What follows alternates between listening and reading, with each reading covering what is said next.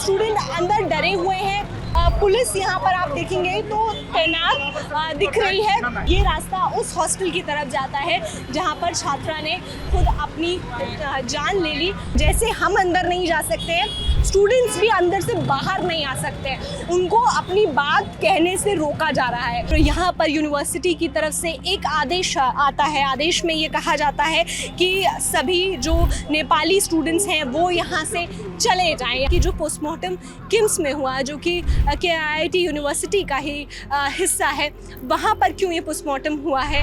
Students का number ज़रूर कम है, लेकिन ये जो पूरा रास्ता है ये ब्लॉक हो गया है। इसकी वजह से एक बस जो कि स्टूडेंट्स हैं KIIT की ही, उनको लेकर अंदर जा रही थी, लेकिन अब उसको वापस किया जा रहा है क्योंकि इधर स्टूडेंट्स बैठे हुए हैं तो वो यहाँ से नहीं निकल सकती है। यानी हालांकि नंबर ज़रूर कम है, लेकिन उसका असर ज़रूर दिख रहा है कि अब ड्राइवर को गाड़ी मोड़नी पड़ रही है। हालांकि कोशिश की, हॉर्न बजाए कि अंदर जा सके, लेकिन ऐसा नहीं हुआ। अब दूसरे दरवाजे से उनको अंदर लेके जाया जा रहा है। ये वाला जो रास्ता है ये अंदर जाने का है, ये बाहर आने का है। अब अंदर जाने वाले रास्ते से इस बस को माफ़ कीजिएगा, बाहर आने वाले रास्ते से बस को अंदर लेकर जा रहे हैं क्योंकि ये वाला रास्ता अब ब्लॉक कर दिया है यहाँ पर, क्योंकि ट्रैफिक ना हो, क्योंकि ये चलता हुआ रोड है और इसीलिए यहाँ लगातार बस को बजा रहे हैं कि अंदर ले जाएं। स्टूडेंट्स यहाँ पर जुटने शुरू हुए हैं। बार बार ये हम कह रहे हैं कि नंबर कम है क्योंकि स्टूडेंट्स का ये कहना है कि सारे स्टूडेंट अंदर डरे हुए हैं और जो उनके हॉस्टल्स हैं उनके दरवाजे बंद कर दिए गए हैं और उनको बाहर नहीं आने दिया जा रहा है ताकि वो प्रोटेस्ट में जुट सके। यानी बाहर ना आने की वजह से यहाँ पर नंबर्स कम है। अब बस यहाँ से अंदर जा रही है। पुलिस यहाँ पर आप देखेंगे तो तैनात दिख रही है और यहाँ से रास्ते को चेंज कर दिया गया है। ये वो रास्ता है जो कि यूनिवर्सिटी के अंदर जाता है और यहाँ से अब बस को देखिए आप अंदर जा रही है। यहाँ से किसी को भी अंदर नहीं जाने दिया जा रहा है। मीडिया पर्सन्स अलाउड नहीं है अंदर जाने के लिए।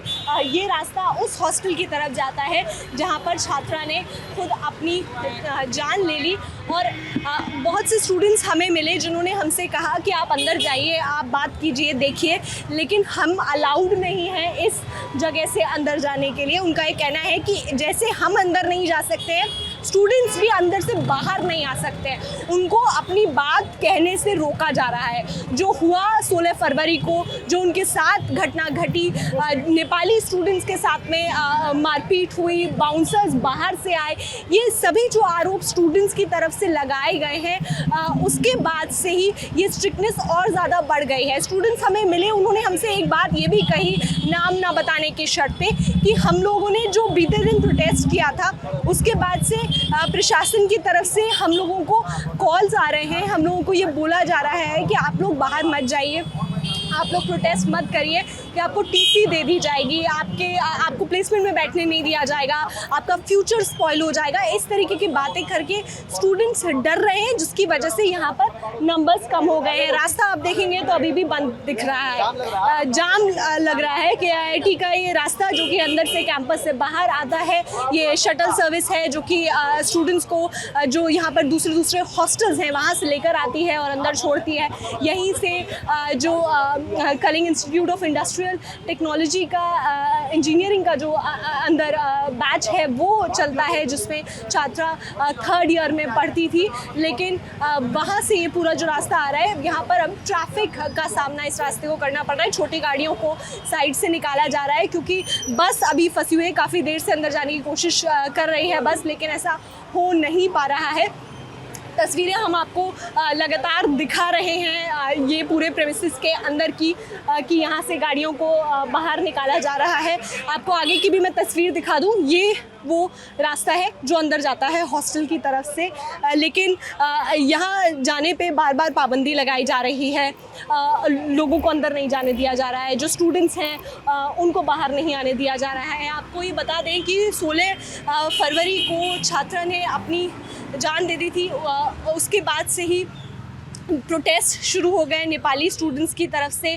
वो प्रोटेस्ट कर रहे थे, जिसके बाद प्रशासन ने उनके साथ मारपीट की, ये आरोप लगे। कुछ तस्वीरें भी सामने आई जिसमें इंजर्ड छात्र नज़र आ रहे हैं। उसके बाद यहाँ पर यूनिवर्सिटी की तरफ से एक आदेश आता है। आदेश में ये कहा जाता है कि सभी जो नेपाली स्टूडेंट्स हैं वो यहाँ से चले जाएं, यहाँ से तुरंत चले जाएं, अपने देश वापस चले जाएं।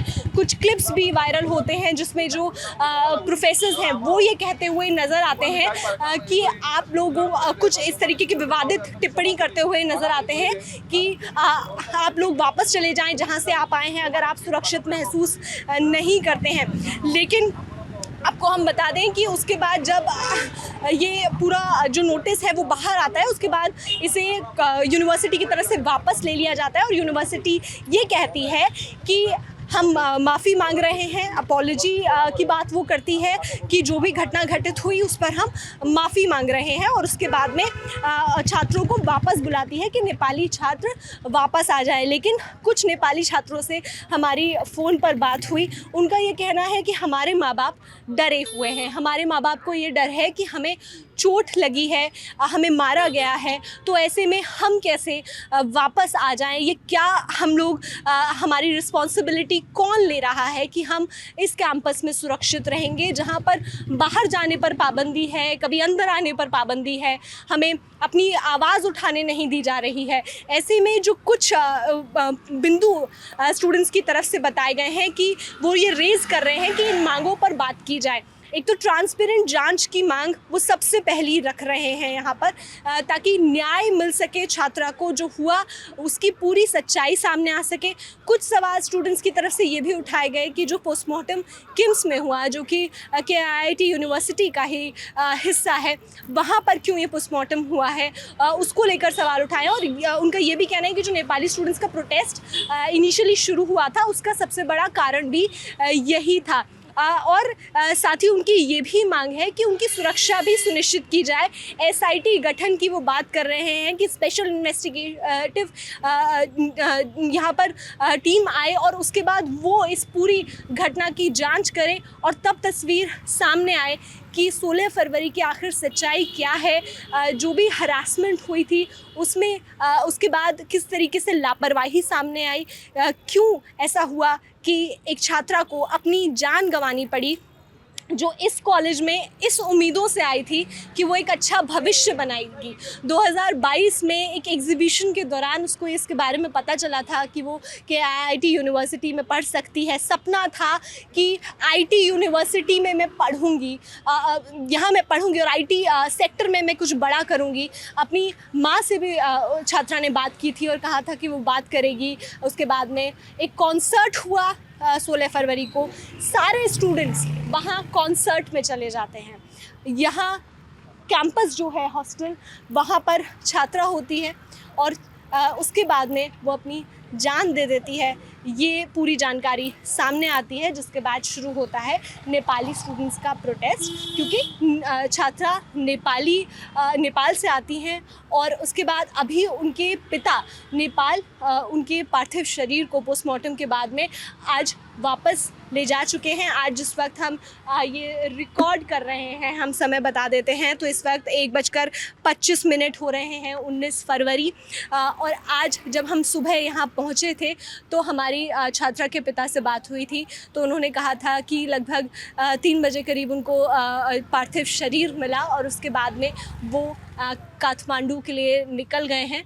और उसके बाद उन्होंने एक बात ज़रूर हमसे कही जो मेरे जहन में रह गई है। उनका ये था कि न्याय की मांग मेरी लगातार जारी रहेगी। तो वही न्याय की मांग को लगातार यहाँ पर सभी स्टूडेंट्स भी उठा रहे हैं। कैमरे के पीछे है विजय, मेरा नाम है श्रुतिका। इस वक्त हम भुवनेश्वर में KIIT यूनिवर्सिटी के अंदर खड़े हुए हैं, जहाँ पर एक छात्रा ने अपनी जान ले ली।